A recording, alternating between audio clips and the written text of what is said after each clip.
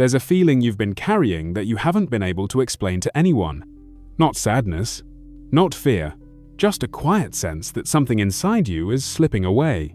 You go through your days doing what needs to be done, yet deep down you feel disconnected from yourself, like you're watching your own life instead of living it. You still function, you still smile, but something feels missing, and you can't name it. This isn't a random feeling. It's not weakness, and it's not in your head. It's a signal, a sign that you've been moving forward while leaving parts of yourself behind. And if you ignore it, the distance only grows. But if you understand it, everything begins to make sense. Stay with me, because what you're about to hear may be the reason you finally recognize what this pull is and how to return to yourself. Your inner self has gone quiet, not gone. You think you've lost yourself because you can't hear yourself anymore. It feels like the voice that once guided you has faded, like something important has gone missing inside you. But what's really happening is not loss, it's quiet. Your inner self hasn't disappeared. It hasn't abandoned you. It hasn't broken. It has simply gone silent. This silence slowly grows when you stop listening to yourself, when decisions are made in a rush without checking how you truly feel, when you keep moving even though something inside you is tired, when emotions are pushed aside because there's no time to deal with them. Little by little, you stop asking yourself honest questions. What do I really want? What am I feeling right now? What is hurting me? Life becomes loud. Expectations pile up. Distractions fill every empty moment. And in all that noise, your inner voice doesn't fight to be heard. It doesn't argue. It doesn't force its way back. Your soul is gentle. When it isn't listened to, it doesn't shout. It steps back. That's why you don't feel broken. You feel distant. You still function. You still smile. You still do what needs to be done. But there's a quiet space inside you that feels untouched, like a room that hasn't been entered in a long time. That space is not empty. It's waiting for you to slow down, waiting for you to feel instead of rushing past your feelings, waiting for you to choose honesty over habit. The distance you feel is not a sign that you've lost yourself forever. It's a sign that your inner self is patient enough to wait until you're ready to come back and listen again. You're living a life that no longer asks who you are. There comes a moment in life when your days stop feeling personal. You wake up, move through routines, answer messages, complete tasks, and go to sleep again, yet none of it asks anything about you. Life keeps going, but it no longer checks in with who you are inside. At first, this happens quietly. You begin doing what needs to be done, instead of what feels right. You choose what is expected over what is true. You follow patterns because they are familiar, not because they reflect your heart. Over time, your life becomes full, but not meaningful. You don't pause to ask yourself if you still believe in the things you're chasing. You don't stop to question whether the path you're on still matches the person you've become. You just keep moving, because stopping feels uncomfortable, and questioning feels risky. When a life no longer asks who you are, you slowly stop answering that question yourself. You forget what excites you. You forget what drains you. You forget what feels right and what feels heavy. Everything becomes about keeping up, fitting in, and staying functional. You start living according to schedules, roles, and responsibilities, not values. You become good at being useful, reliable, and busy, but you lose touch with being real. And because nothing in your day invites reflection, your inner self grows quieter. This is why you sometimes feel empty, even when things look fine from the outside. It's why achievements don't feel as satisfying as you expected. It's why you can be surrounded by people and still feel alone inside. Your life is happening, but it's no longer connected to your inner truth. You were never meant to live a life that only demands action and gives no space for meaning. You were meant to live a life that occasionally stops and asks, "Is this still you?" When that question disappears, so does clarity. The discomfort you feel now is not confusion. It is awareness returning. It is your inner self gently reminding you that a meaningful life is not just about doing more, but about living in a way that reflects who you truly are. You've been carrying old emotions into a new version of you. Even though your life has moved forward, parts of your heart are still standing in places you never fully left. You changed on the outside. You grew. You adapted. You learned how to keep going. But some emotions were never given the time they needed to be felt, understood, and released. At the time, You did what you had to do to survive. You stayed strong when you wanted to fall apart. You kept moving when stopping felt too painful. You told yourself you would deal with it later, and later, slowly, turned into silence. Those emotions didn't disappear. They settled quietly inside you. They became a weight you got used to carrying, not heavy enough to stop you, but heavy enough to slow you down. That's why you feel tired, even when you haven't done much. That's why small things affect you more than they should. That's why your heart feels crowded even when nothing is happening. You are trying to build a new version of yourself while still holding feelings that belong to an older chapter. Pain from people who are no longer present. Disappointments that were never explained. Moments that changed you, but were never processed. Your life moved on, but those emotions were never given closure. This creates an inner conflict. You want clarity, but your heart is full. You want peace, but parts of you are still waiting to be acknowledged. Healing doesn't mean reopening wounds or reliving everything again. It means allowing yourself to finally recognize what you went through without rushing past it. When emotions are ignored, they don't fade away. They quietly shape how you think, how you react, and how close you allow yourself to get to others. They influence your confidence. They affect your trust. They follow you into new beginnings that deserve a lighter heart. The reason you feel pulled is because something inside you wants release, not attention, not drama, just honesty. Once those old emotions are allowed to settle, your new self can stand without carrying the weight of the past. You learn to adapt and forgot to check the cost. At some point, adapting became your strength. You learned how to read the room, adjust your tone, and fit into situations without causing problems. You learned when to stay quiet, when to agree, and when to hold back parts of yourself so things would stay calm. It helped you survive moments that felt uncertain, tense, or emotionally heavy. But what helped you survive slowly became the way you lived. You started choosing peace on the surface while losing it inside. You told yourself it was better not to speak, better not to explain, better not to create discomfort. Each time you adjusted, it felt small and harmless. You didn't realize that every time you adapted, you were paying a price you never calculated. You stopped asking what you needed and focused on what the situation demanded. You became good at being flexible, understanding, and patient. But you forgot to check how much of yourself you were leaving behind in the process. Over time, adapting stopped being a choice and became a habit. This is why you sometimes feel disconnected without knowing why.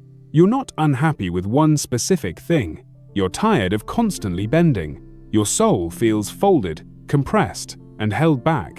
Not because you're weak, but because you've been strong for too long without rest. Adapting without awareness slowly teaches you that your feelings come last. It trains you to believe that your truth is inconvenient and your needs are optional. And when that belief stays unchallenged, your inner self starts pulling away. The discomfort you feel now is not regret, it's recognition. Something inside you is asking whether the life you adapted to is still worth the cost it required from you. You've been running from stillness, and stillness is where you live. You may not realize it, but you've been avoiding quiet moments, not because you don't like peace, but because stillness brings you face to face with yourself. When everything slows down, there is nothing to distract you from what you feel, what you miss, and what you've been carrying inside. So you stay busy.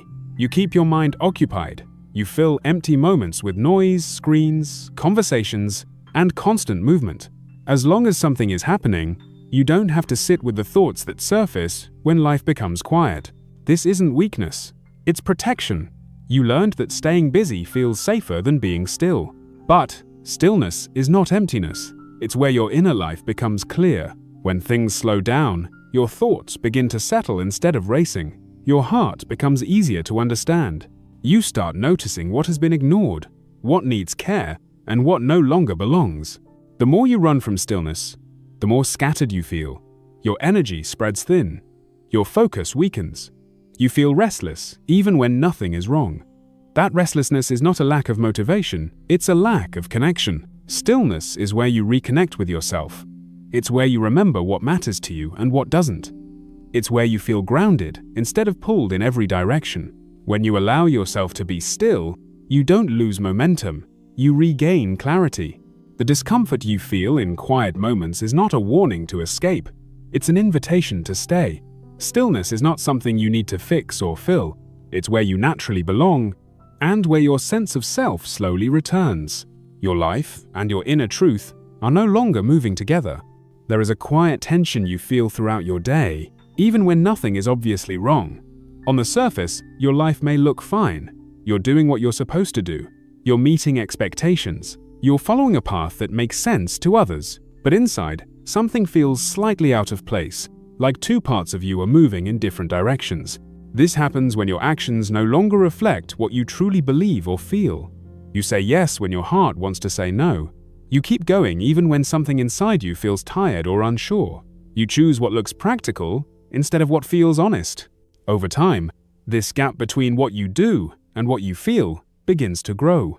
When your life and your inner truth stop moving together, your soul reacts. Not loudly, not dramatically, but consistently. You feel uneasy without knowing why. You feel pulled, distracted, and restless. This is not fear or confusion. It's your inner truth trying to catch up with the life you're living. You may try to ignore this feeling by staying busy or telling yourself that it will pass. But misalignment doesn't disappear on its own. The longer it goes unnoticed, the heavier it becomes. You start feeling tired of things that once felt normal. Motivation fades. Joy feels distant. Not because you're ungrateful, but because something inside you is asking for honesty. This inner pull is not meant to stop you. It's meant to guide you back into alignment. When your life begins to move in the same direction as your inner truth again, the tension eases. You don't feel pulled anymore. You feel steady, clear, at peace with the direction you're going. You've outgrown a version of yourself, and it feels like loss. There comes a time when the life that once fit you begins to feel tight, not painful in a dramatic way, but uncomfortable in a quiet, constant sense. The habits that once gave you comfort no longer satisfy you. The conversations that once felt meaningful now feel shallow. Even familiar places start to feel distant, as if they belong to someone you used to be. This feeling can be confusing because nothing is clearly wrong. People may tell you that you should be grateful, that things are fine, that you're doing well, and, in many ways, they are right. But growth doesn't always announce itself with excitement. Sometimes it arrives as discomfort, restlessness, and a sense of emotional loss. You're not losing yourself. You're losing an old version of you that no longer fits the person you're becoming. And loss, even when it's necessary, still hurts. It creates a sense of emptiness, not because something valuable is gone forever, but because something familiar is leaving. This is why growth can feel lonely. You're no longer fully connected to who you were, but you haven't fully stepped into who you're becoming yet. You exist in between, and that space can feel uncertain and heavy, especially when others don't understand the change you're going through. Outgrowing a version of yourself doesn't mean rejecting your past. It means honoring it, while allowing yourself to move forward. Every version of you served a purpose. Every phase taught you something, but not every phase is meant to last. The sadness you feel is not a sign of failure. It's a sign that you are evolving. What feels like loss now is actually the space being created for something more honest, more aligned, and more true to who you are becoming. This pull is not taking you away. It's calling you home. What you are feeling is not something breaking inside you. It is something remembering itself. That pull you sense is not chaos, and it is not confusion. It is direction. Even if it doesn't feel clear yet, it is purposeful. You may think this feeling is dragging you away from your life, from your plans, from the version of yourself you worked hard to become. But look closer. It is not pulling you outward. It is pulling you inward, back to the part of you that existed before expectations, before pressure, before you learned how to hide parts of yourself just to keep moving. You didn't imagine this feeling. It didn't come from nowhere. It arrived because something inside you recognized that you have been living slightly disconnected from your core. Not completely lost, not completely wrong, just slightly off from what feels true. This pull doesn't come when you are failing. It comes when you are ready. Ready to return to honesty. Ready to slow down. Ready to stop pretending that everything is fine when something inside you feels unsettled. You may have tried to ignore it. You may have distracted yourself. You may have told yourself it's just stress, just tiredness, just overthinking. But the feeling stays, quiet, persistent, gentle, because it is not here to scare you. It is here to guide you. Home is not a place. Home is a feeling. It is the feeling of being aligned with yourself. of acting in a way that doesn't require constant self-betrayal, of speaking without rehearsing who you need to be. When you drift away from that inner home, life still works, but it feels heavier, decisions feel harder, joy feels muted, even rest doesn't feel restful. And when the distance becomes noticeable, something inside you starts calling you back. Not loudly, not urgently, just steadily. This pull is your deeper self, reminding you of who you are beneath all the layers you've added to survive. It is reminding you of what matters to you when no one is watching, of what feels right when no one is judging, of what brings peace instead of approval.